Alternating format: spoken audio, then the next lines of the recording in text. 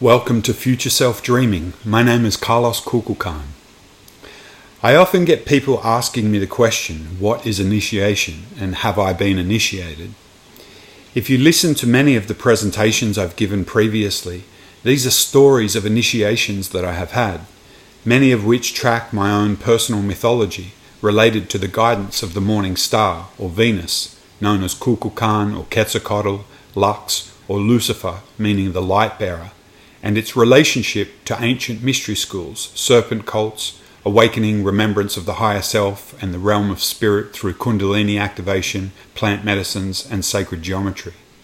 These elements, for me, have all become part of my guiding mythology. When asked the question, what is initiation, I consider that word, initiation, important. For when something is initiated, it is begun, it's the beginning. And the beginning may have a significance or a theme to it that may be important to recognize. However, what is being initiated is a process. So what is it that is being initiated? Like the metaphor of the caterpillar emerging into a butterfly from the cocoon, the process you find yourself in after an initiatory encounter is one of change and transformation, where previous models of reality are outgrown, sometimes in very uncomfortable ways. I think I might be about to paraphrase something that I once heard Alberto Villoldo say in relation to the shamanic ceremonies he conducts known as Munaiki. The Munaiki are a series of 9 empowerment rites based on the initiatory practices of the Quiero shaman of Peru. Alberto said that we are in prophetic times that our ancestors have been waiting for a long time due to the movement of the earth amongst the heavens. However, what is more important than the prophecies about this time are the processes. For it's the processes that we put ourselves through during this time that allow a greater perspective to be attained. The author of Experiencing and the Creation of Meaning, Mircea Eliade, discusses initiation in the context of religious or shamanic acts amongst both classical and traditional societies. He defined initiation as a basic change in existential condition, which liberates man from profane time and history. He says that initiation recapitulates the sacred history of the world, and through this recapitulation, the whole world is sanctified anew. The initiated can perceive the world as a sacred work, a creation of the gods. In the process of initiation, generally, we cannot see the overview until we have been through the processes and the lessons we need to attain to understand the bigger picture and the unfolding pattern of our lives. But it is the unfolding, in this unfolding, that the meaning begins to reveal itself and make sense. One of the maps that we have for the process involved in initiation is that outlined as the monomyth of the hero's journey by mythologist Joseph Campbell. In his 1949 work, The Hero with 1,000 Faces, Campbell described the basic narrative as a pattern involving 3 phases of separation, initiation, and return.